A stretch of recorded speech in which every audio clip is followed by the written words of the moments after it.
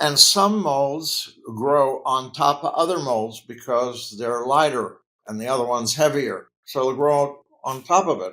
And they're both bad for you, and they're both releasing spores carrying mycotoxins, and you're breathing them in.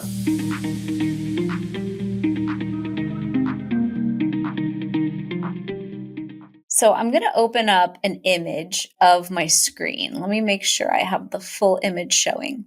And I'd like to ask you a few questions about this test because, as I've told so many people this year, I got these test results and I was pretty shocked. I'll just show one of them because it's easier.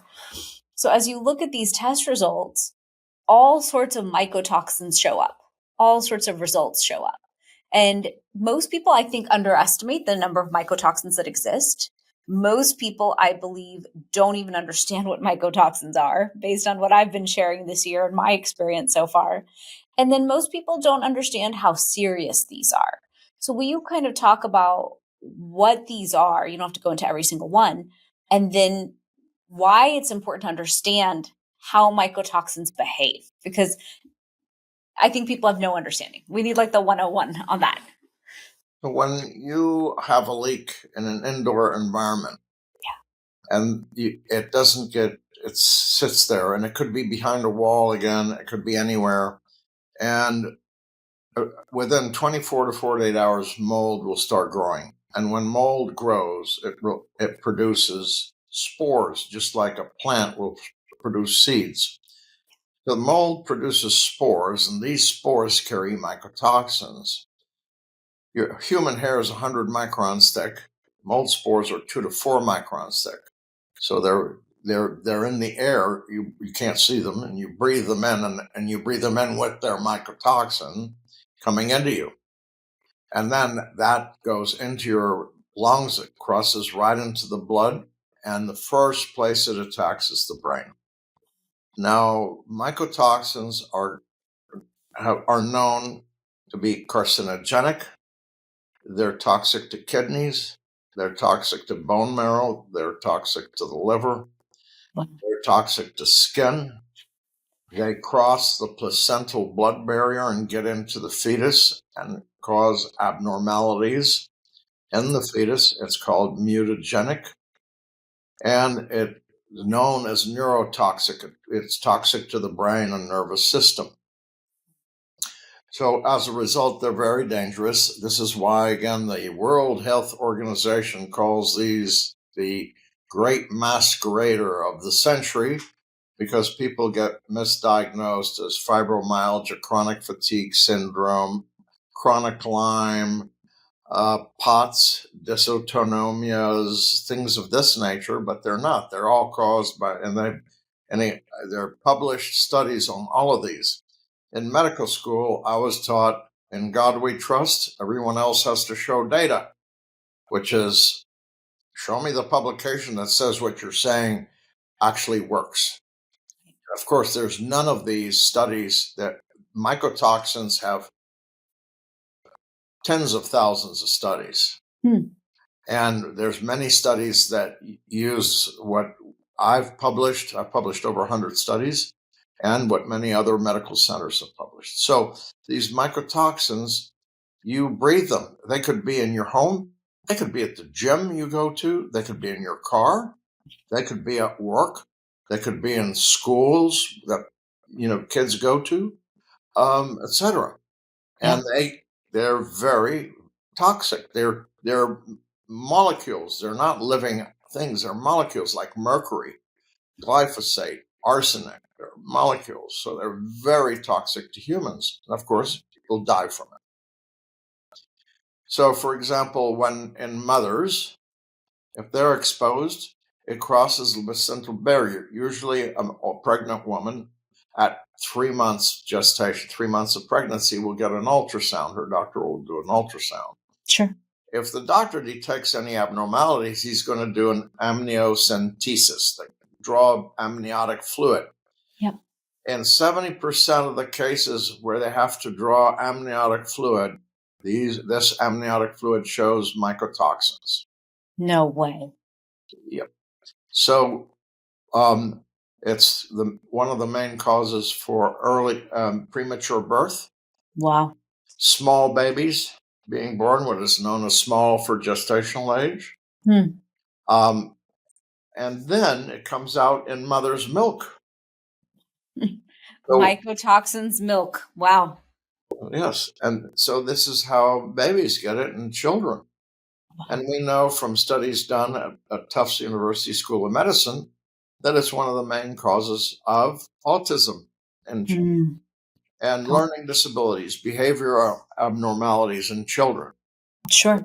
And young people, and it causes autoimmune disorders. So in young people, Makes sense. 20s, and of course for me, everybody's young, but people in their 20s, 30s, and 40s who get MS, multiple sclerosis. Yeah. Again, study at a medical university in New Jersey, Rutgers School of Medicine, showed that the majority of patients with MS, it's due to mycotoxins. Wow. And these are all treatable. Right. Then in adults, what does it cause? Autoimmune diseases. So Hashimoto's thyroiditis. And in women, these are known to cause hormonal abnormalities. And in men, in women, Hashimoto's thyroiditis, which is autoimmune thyroiditis, So common. abnormal menstrual cycles, etc. In men, it reduces testosterone to almost sterility. Wow. And then what happens in elderly people, they did studies on patients who had dementia, Alzheimer's disease. And they took them, when they died, they did autopsies on the brain. Every single part of the brain had mold in it, including the cerebral spinal fluid, where you do a spinal tap. Right. Then they did a different university did the same test in Parkinson's disease. Found the same thing. All parts of the brain had fungi, mold. Then they did another one on what is known as amyotrophic lateral sclerosis, otherwise known as Lou Gehrig's disease, which is a fatal disorder. Again, 98% had mold in their brain. The conclusion of several studies now show that this amyotrophic lateral sclerosis, 98% is caused by molds and mycotoxins. So it's in every area that we know of, anything from pregnancy and birth, young age, etc. Sure. The hormonal changes that zearalenone causes, the last of the 14 mycotoxins, Yeah. it can cause precocious puberty. I have a 6-year-old little girl who has fully formed breast and is menstruating. Okay. So this is the kind of problems these mycotoxins can cause in humans. And then people go to their doctor because there's something wrong. Sure. The doctor mistakenly, and not out of bad will or anything, just mistakenly because they don't know, Yeah.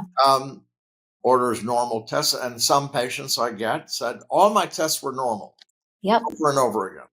Or they say, oh, well, I was diagnosed with what we talked about, chronic fatigue syndrome, fibromyalgia, etc. Right. And I'm put on all these medications and it still won't go away. Then others go by the unpublished and mythical studies from Shoemaker, Nathan, the Jills, and everything like that, which are basically, they don't work. I get about 20 to 40 emails every day from people saying I've been on the Shoemaker, Neil, Nathan, Jill, whatever protocol for 3 years and I'm still sick. My Okay. first question is, why'd you take it that long? Yeah, true. Something hasn't worked for a quarter or 6 months. I think it's time for a change. For all these is 6 months. Got it. Okay. So my next question is, last summer, 2024 summer, I was sitting down and writing my book. I locked myself in a room in Houston, Texas, because my mom and sister are there. And it took me a couple weeks actually of doing that. And I had already been writing this book for years and thrown away many drafts of it. But I sat there locked in a room and I could not focus. I had such a hard time focusing. And this was my dream. My dream was one day write a book for Hay House and impact the world. And so I kept telling myself, Shivani, focus. Come on. I know it's like a 300-page document, but you've done a PhD. So I know you're capable. but where is your focus? And so I was beating myself up, trying so hard. And finally, I called a doctor who I know from my network. And I said, you know what? I am the most anti-pharma girl you know, but I know when I need some help. So I'm calling you because you are the HRT queen and I need some help. I need some thyroid help. I'll take whatever you got for me. And she laughed. She goes, totally cool. Let's have a conversation. My team will call you. Let's do some blood work. And I typically have to go outside of traditional Western medicine because usually what I'm asking for is not going to show up on my blood work. I'm asking for optimization and it's a different category. So we put me on new thyroid med, testosterone, progesterone. I took the whole package. I was like, just give it to me. And later, when we did the mold test, I realized, wow, the symptoms I had been complaining about as perimenopause symptoms that were showing up as quite a big stack. And here I am, a health practitioner. I teach health, and I was having to dig into my toolkit at a 3x. And I was lucky that my symptoms were light. I was like, gosh, I just can't focus. I'll focus harder. I'll take more turmeric for my brain. I'll eat more fat. Like I was compensating in every area for the mold. Once I saw the test, I realized, gosh, what if we all just started with mold tests and stool tests for everybody? I'm a big fan of stool tests for everyone, but the fact that we're not capturing mold test earlier on as a data point, I think is a huge disservice to ourselves. And so will you, talk a little bit again about urine versus blood? Because I do think that the majority of people who go to functional medicine or to a doctor will likely get a urine test or some other type of test. And then will you kind of speak to perimenopause and menopause related to mold as well? Yeah. And your story is one that I hear all the time from people. And, they're desperate to find out why they're not feeling well. Their doctor orders tests. Yeah. And to try to help them and do their best to help them. And, the situation happens that, wow, well, it's not the right test and it's not the right treatment. Yes, it's fine to be not have anything wrong with you, anything bad wrong, or just to have some imbalances, but that's unusual. For sure. And when we talk about certain types of mycotoxins, like lately, since I had assessment remediation, now I'm doing assessment remediation again in the same year, just 6 months apart. When we talk about certain spores and certain mycotoxins like okra toxin or chatomium or Strachybotyrus, I don't know how to say these names. How, what do people need to understand about them, and what are some of the really common ones from water damage that people may not realize have such a catastrophic effect on their health? Yeah, that's a very good question. One mold, any one of the ones you mentioned, produces several mycotoxins. Okay. One mycotoxin can come from several different molds. Okay. Not one mycotoxin. One mold will make one mycotoxin. No, it produces a series. I see. And some molds grow on top of other molds because they're lighter and the other one's heavier. So they'll grow on top of it. And they're both bad for you, and they're both releasing spores carrying mycotoxins, and you're breathing them in. Wow. So you can actually do a swab, and it'll get the one on the surface, but not the one behind it. Wow. And you brought up the issue of urine, and I'm wondering why people don't wonder why the CDC doesn't recognize urine mycotoxin testing as valid evidence. Well, what did they say? First, it's not it's not FDA approved. So they didn't go through the validation process of the FDA standard process for diagnostic tests. Okay. Exposure doesn't mean disease, because we know some foods will have tiny little amounts of mycotoxins. For example, pasteurized milk, 91% will have anywhere from 1 to 4 mycotoxins. So as a result, you have tiny amounts, but it's parts per billion.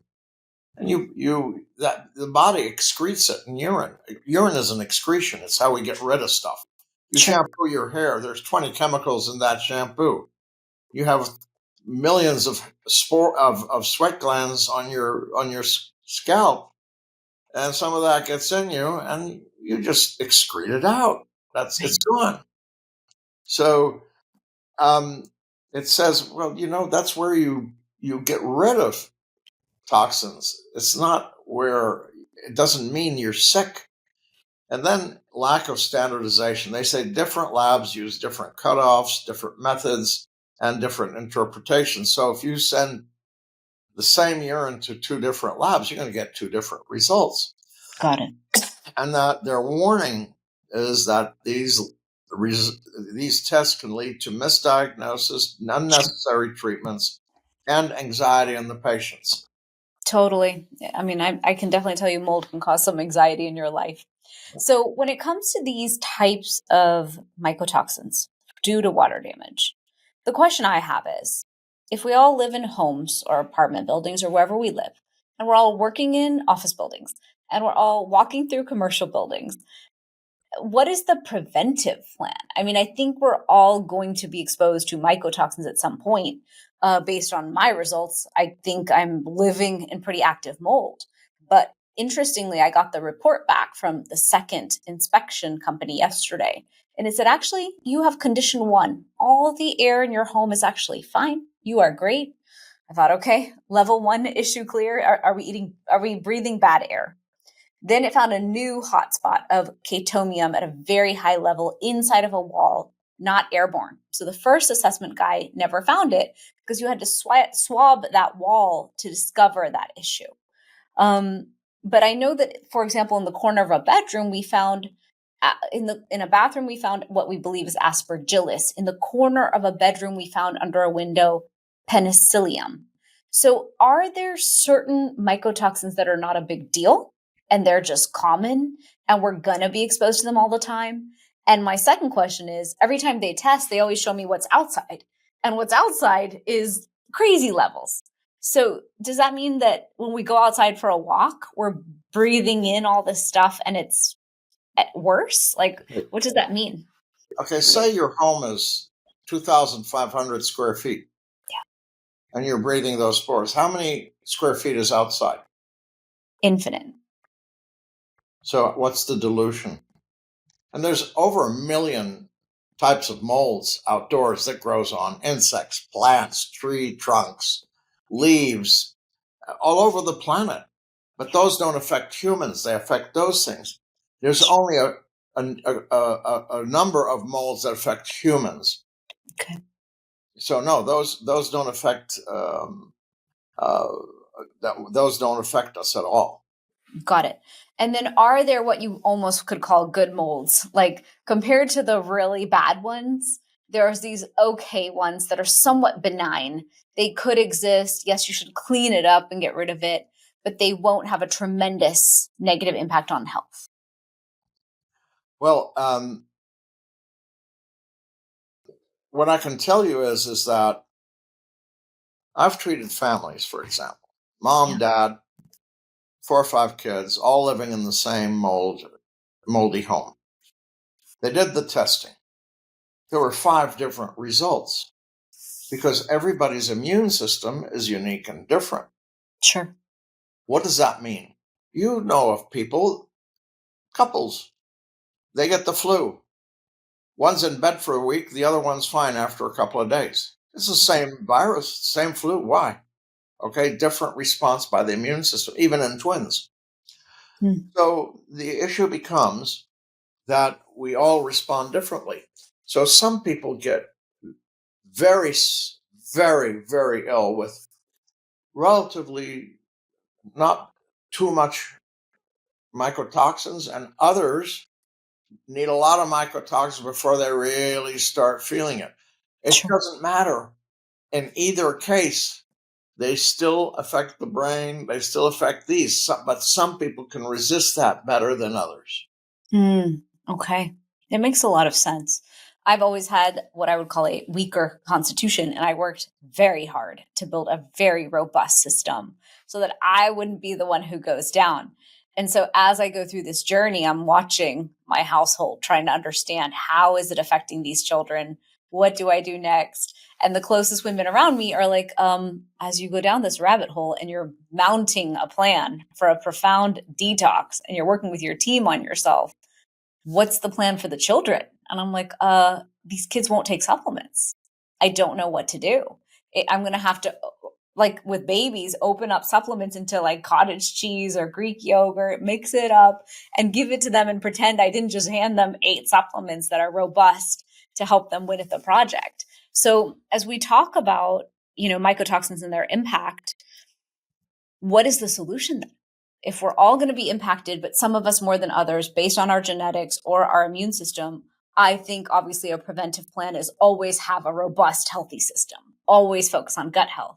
But some of us have genes where, for example, I have MTHFR. I know I'm a bad detoxer in some ways. I have great genes, but I also have some that I think set me up for this type of a result happening in the system. So how do you guide a patient like that? So let's talk about genetics.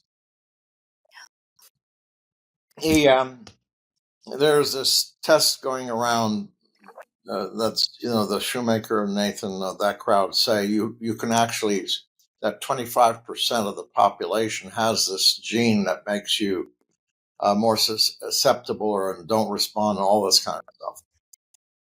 Well, 25% of the US population is 82 million people. Sure.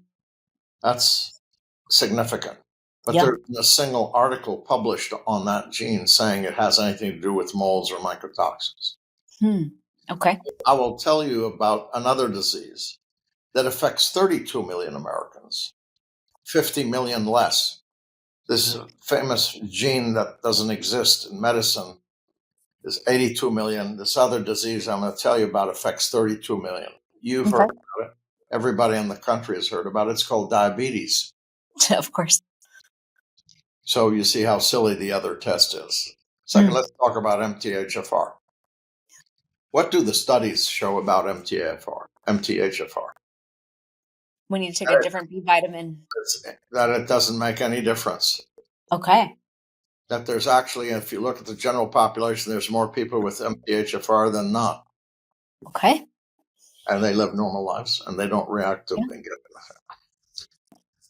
Then you mentioned supplements. Mm-hmm. So what do studies show about supplements? There was a study done on 60 of the most commonly purchased supplements. They took them and they bought them, and then they took them to the lab to test them to see if what's on the label is actually in the bottle. 11% had, yes, the right amount that it said on the label in the bottle. 40% had nothing in the bottle that it stated on the label. And this is the most common supplements people buy. I know. Amazon, stores, shops, etc.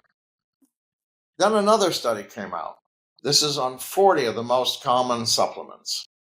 And they checked them for any heavy metals, lead, cadmium, mercury, arsenic, and also for pesticides.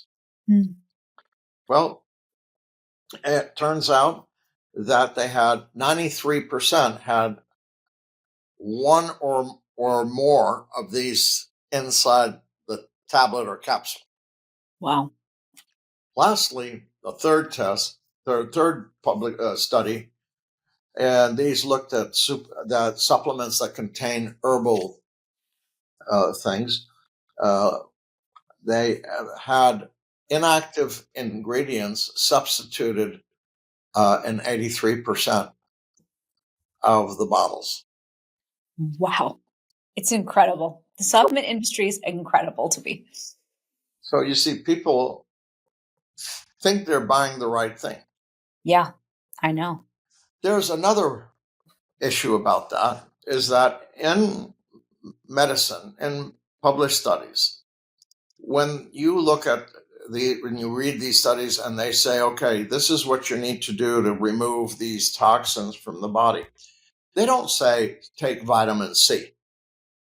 They say this type of vitamin C at this dose and this often for this much time. Yeah. Okay. So, or supplement, whatever, either one. So to detoxify the body from toxins, and remember I said these are molecules, they're not living things. They're like mercury. Mercury is a molecule. Right. To detoxify from molecules, you need 8 specific vitamins and supplements at specific doses taken specifically this way. Okay.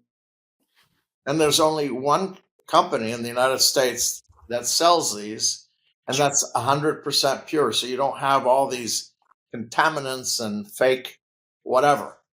Sure. And that's where I send my patients to. I say, get your supplements and vitamins from detoxpure.com. Sure.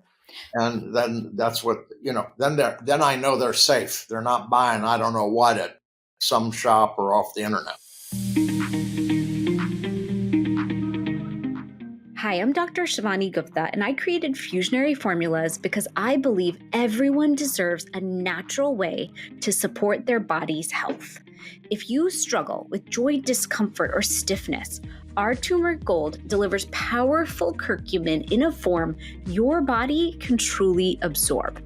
It's science-backed with the highest quality ingredients and designed to support your body's natural inflammatory response. Take the next step in your health and wellness journey today. Visit FusionaryFormulas.com and use code Fusionary Health for 15% off. Fusionary Formulas, ancient wisdom, modern science, maximum impact.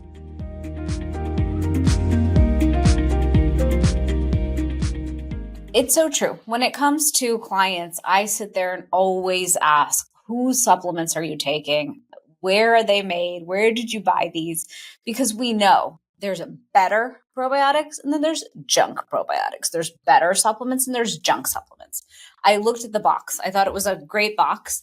You had curcumin in there, and my entire company is based on curcumin and its benefits. And I was like, yes, I agree. Curcumin has a role here because curcumin has a role in so many ways around when we want to detox, when we want to build good health. And so will you speak a little bit into curcumin specifically and its role in this process of mold and mycotoxins? So curcumin has been known for a long time in other parts of the world. The United States isn't a very old country.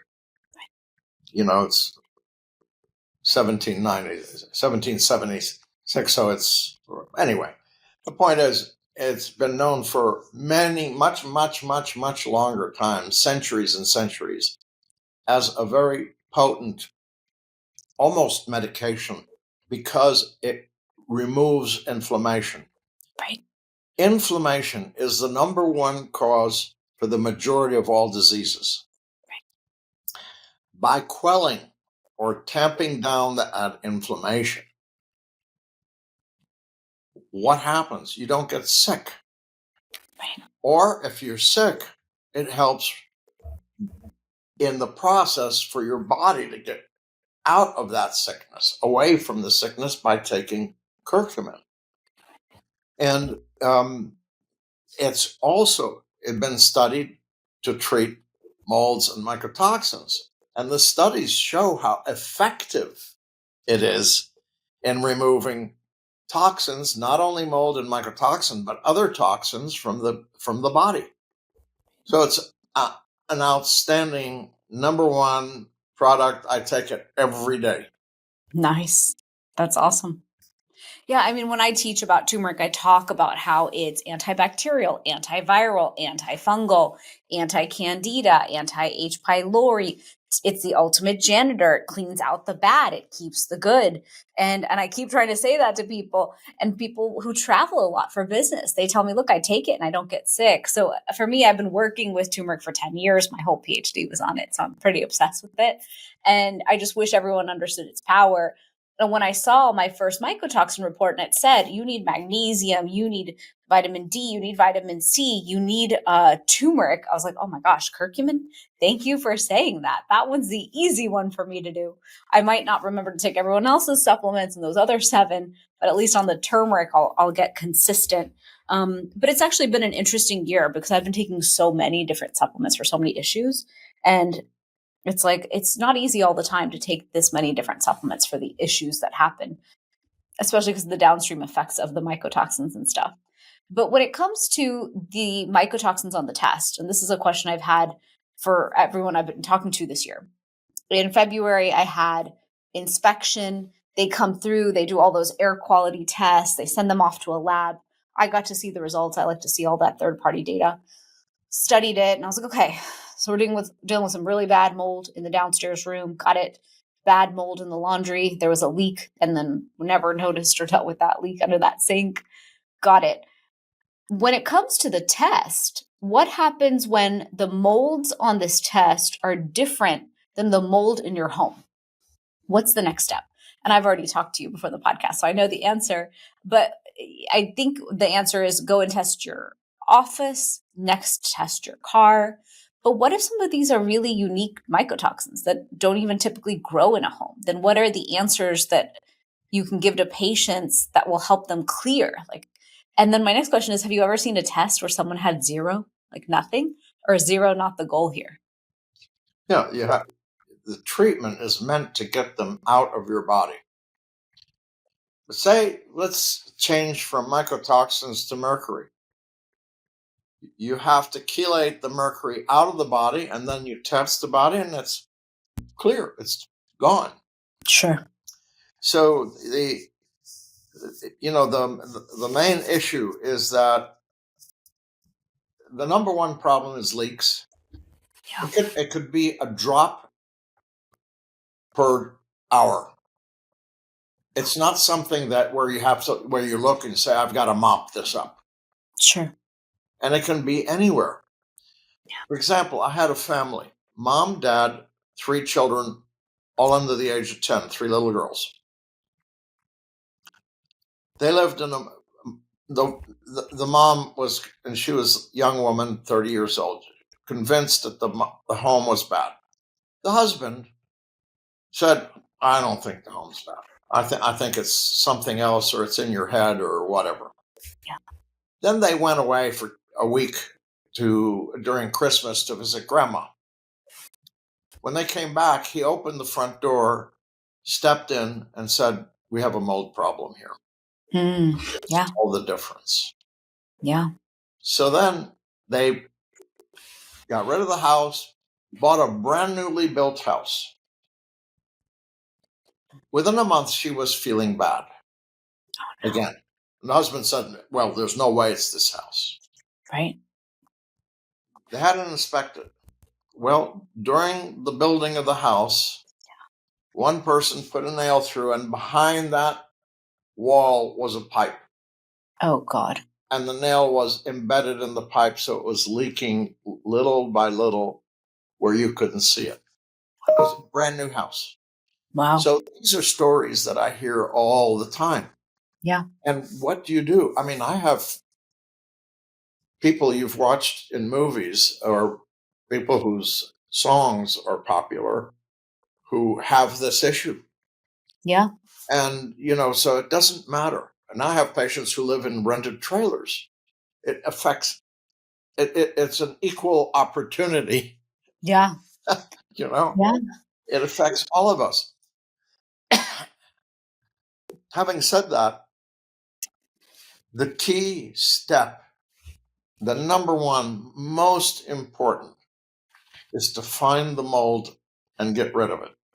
Of course. That is it's the first rule of toxicology, which is get the toxin away from the patient or the patient away from the toxin. Of course. But let me say this, I'm a pretty smart girl and I'm pretty focused. And when you show me a health problem on a test, I go after it like I don't know what. Like I'm pretty determined to win when I decide I'm going to win at something. And this mold thing is an evasive project. It's like an invasive species. It is a no joke, full court press project. And I think there's a lot of games. First of all, it's hard to find a great team for it. There's no one perfect vendor. Like you said, a lot of people in mold assessment got into it over last weekend. So you have to find someone with experience. Secondly, I think ACs are the most ridiculous technology we have. I think whoever is building the AC units out there like garbage, they should be jailed. And then thirdly, the people who've decided to build homes in these cheap, silly ways without any understanding of the level of mold problems you can cause in homes of any size should also be jailed. So it's quite an interesting project, because now that I've given tours to multiple mold assessment people and remediators and all these things, if you go through the history of a home, I've owned this home for 12 years. I'm like, oh yeah, so by the way, there was a leak there, and then there was a leak there, and there was a leak there. And when I bought the home, there was a leak there. And so, could you just rip the whole thing open at this point? Because you kind of get to a point mentally where you want to know that you've actually hit complete on the task, and you're not going to live with this problem going forward. So, for example, I had a great assessment guy who I loved in February. We found problems. We remediated. We were complete. I asked for third-party testing. We were good. This summer, I was like, you know what? I think we were good. HVAC team came and cleaned out the units. Everything was good. All of a sudden this summer, my hair started falling out in my hands.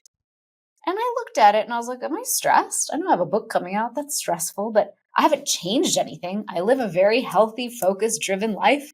So nothing changed significantly. I didn't get I didn't get COVID. I didn't get a trauma. I didn't get any specific virus. I didn't get a surgery. So me and my doctor team went down the checklist. They're like, Shivani, there's no real reason. So finally, I talked to Elizabeth Tringali up in West Palm Beach, who you know. I called her up. I said, listen, I have a problem and no one else is solving this. What do you think it is? She goes, 100% you still have mold. I've gone through this. I've gone through this with hundreds of patients. You have mold. And I told her, there's no way. I handled the task. What are you talking about? She goes, everybody says that. Everybody who remediates says I'm done. And they don't realize oftentimes you're not done. So where am I right now? I'm going through the same journey. She gave me a mold dog that came through. Super interesting to have a dog go through the house and highlight all new areas of problems. Then a new assessment company came through to third-party assessment. Now we found a new hot spot, crazy amounts of chatomium in that spot. So now we're going to have to fully remediate it. Now we're having a conversation about the HVAC units again. How are we going to prevent mold and dust collecting in them again? So my point here is any given person, and I'm having to really regulate my nervous system on the project, because you almost start to believe, is any place safe? Because once you've gone down this road, you start to recognize, is my office safe? Is my car safe? Should I be careful when I drive through the rain? Like, can our cars be breeding grounds? So how do you kind of guide people once they really do clear mold in their lives, which might take longer than they think, to actually step forward? And should we just be retesting ourselves every 5 years? Because God knows we probably have something. And that's the nice part of the test you did, is that you have two sets of antibodies. It's 14 and 14 different tests, so it's a total of 28.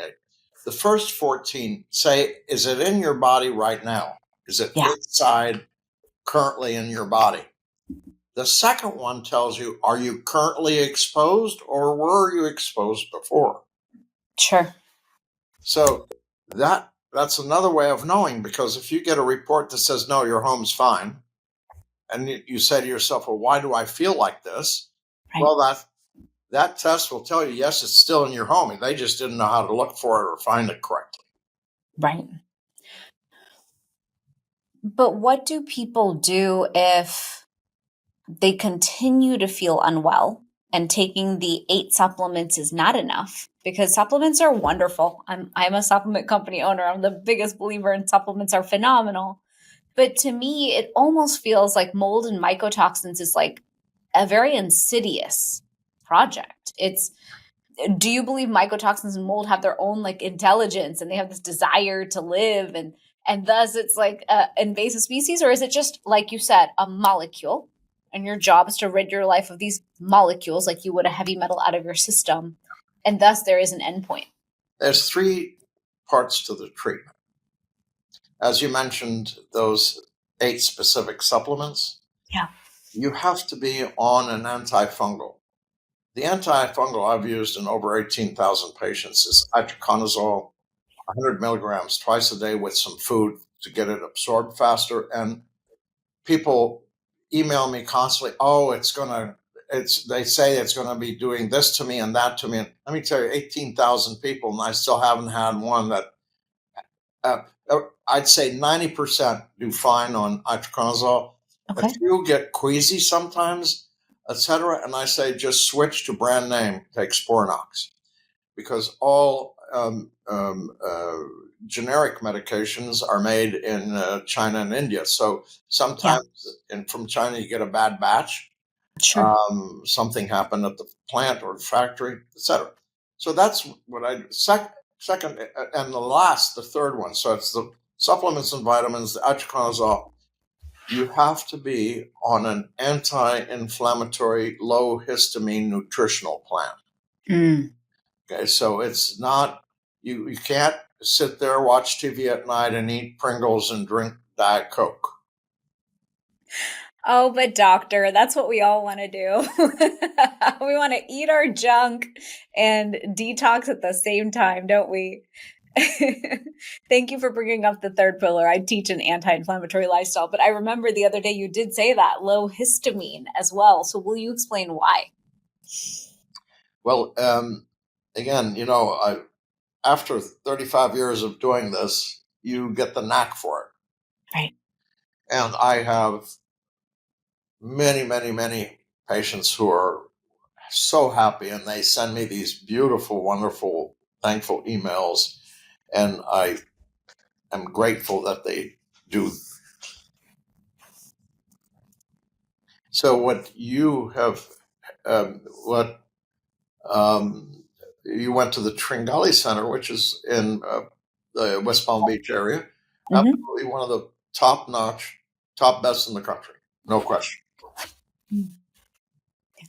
So she offers a lot of different tools, right? So, and a lot of my great functional medicine doctors do this. They have IV vitamins, they have EBO2, they have the HOCAT machine, red light beds, different options when it comes to supporting detoxification in the body. Now, I think a great pathway is what you said. Take your supplements, take this one medication that's an antifungal that'll get the system to get rid of what you need to get rid of, which I plan to take once we're actually clear of mold. I'm all about hybridizing. How do we bring integrative medicine together, both toolkits together to win at the project? And then, like you said, the diet. Let's bring a anti-inflammatory, antihistamine diet in place. Why? Because we need the body to have the space to heal itself. If we're going to be re-inflaming and driving the body crazy, how do we expect it to fight off this one molecule in it that it needs to, or many molecules?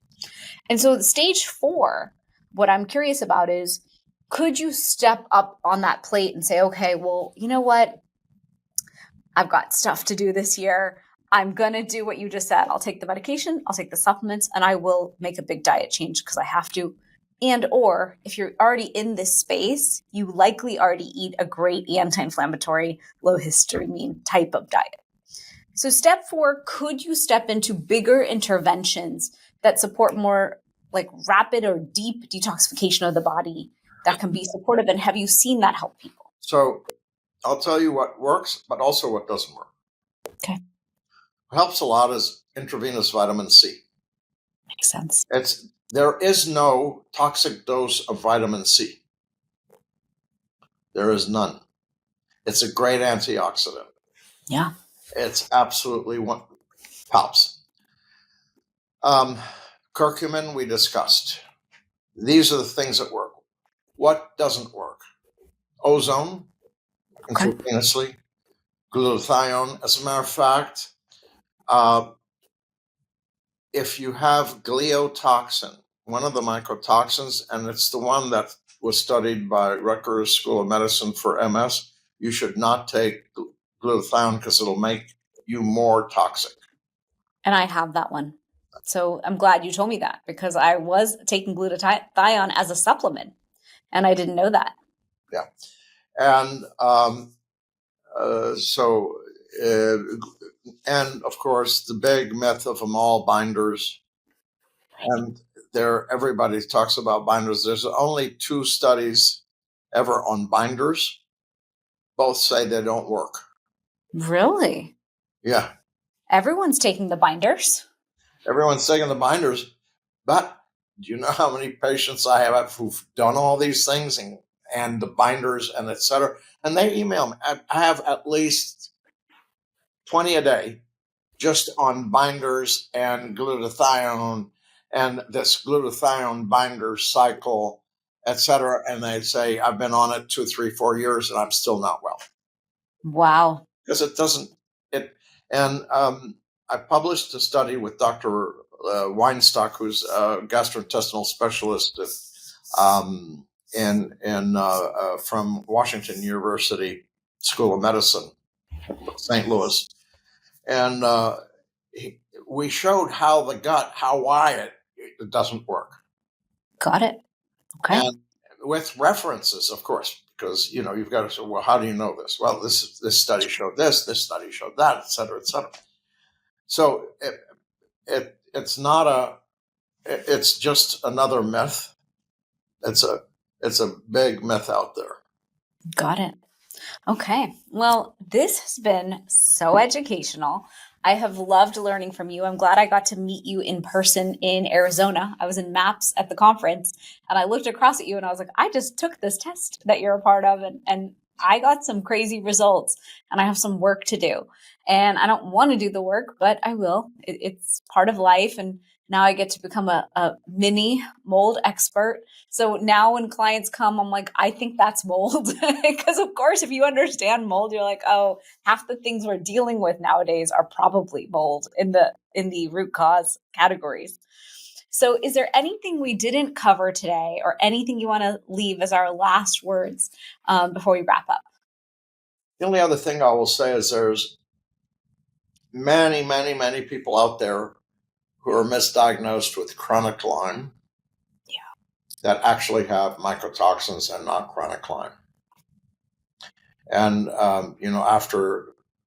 many thousands of patients. I had people from Connecticut where the town of Lyme, where it was discovered, Lyme, Connecticut, even from there. And they're put on antibiotics for months and months and years. And the studies show that those don't help. There's 5 clinical trials that were done in Europe and in the United States that says after 3 weeks of antibiotics, if the patient isn't well, look for something else. Wow. And so, but people, you just need more antibiotics. Like intravenously and orally, et cetera, it destroys the microbiome. Wow. So that's 80% of your immune system's in your gut. So you got to take care of your gut, not by taking months and months of multiple antibiotics, etc. True. Very true. Thank you for sharing that. I think it is so important to keep kind of drumming that drum of we underestimate the areas in our life where this could be affecting us. And it's our job to remind each other of that. So I met someone who was suffering from what they called acute Parkinson's. And I was like, acute? It's not an acute issue. It's a chronic issue that formed over time. They were like, yeah, she had no symptoms. And then all of a sudden she had symptoms. And my intuition said, mold. Have you checked for mold? Have you checked for what's the big factor that could cause a flip, like a switch to flip over in the wrong direction in the body? And so for some, it's slow. For me, it's been perimenopause symptoms, and I've been attacking them the way I do. Let's fix diet, supplement, all those things, exercise, lifestyle, because that's what I believe in. And then I saw this test and realized, okay, there was another factor contributing. But for many, they may not ever discover that the mold was the underlying issue beneath it all. And they'll keep fighting, investing, going to doctors, trying to discover. And so in my case, I ended up doing the MyMyco lab test first because I thought, you know what? Testing a home is expensive. Let me just test my body. And because I got this result, I realized, okay, goodness gracious, the home has to be inspected now. But I do encourage everyone to be very discerning with who you use, because if you don't get someone wonderful, you might miss half the things.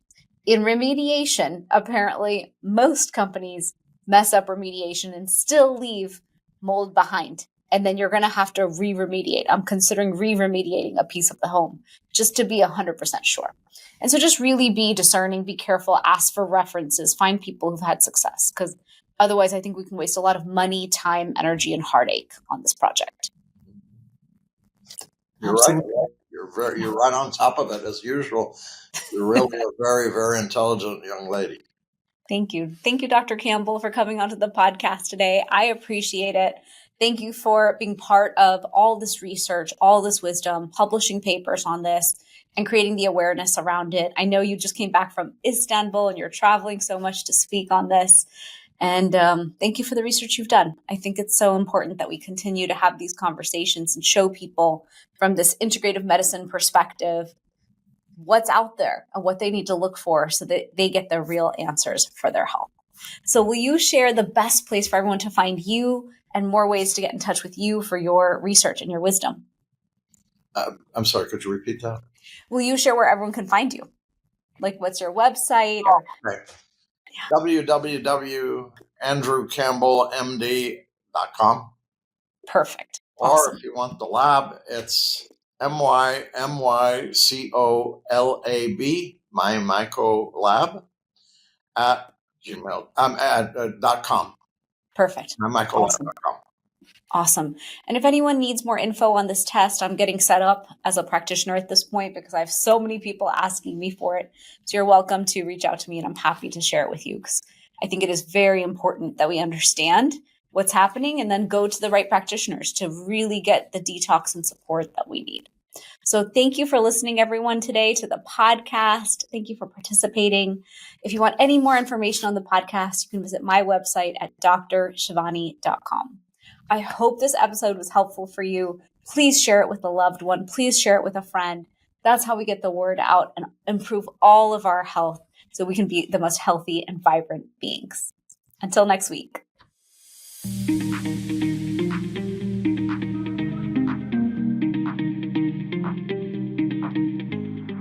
Thanks for joining me for this episode. Check out our sponsor, Fusionary Formulas, the potent turmeric supplement used by doctors around the U.S. for patients with pain and inflammation. www.fusionaryformulas.com. I'm your host, Dr. Shivani Gupta. For more, visit shivanigupta.com. Subscribe to this podcast in Spotify or Apple Podcasts. Click the follow button or subscribe in any of the apps that you use. That's all I've got for you on the Fusionary Health Podcast this week.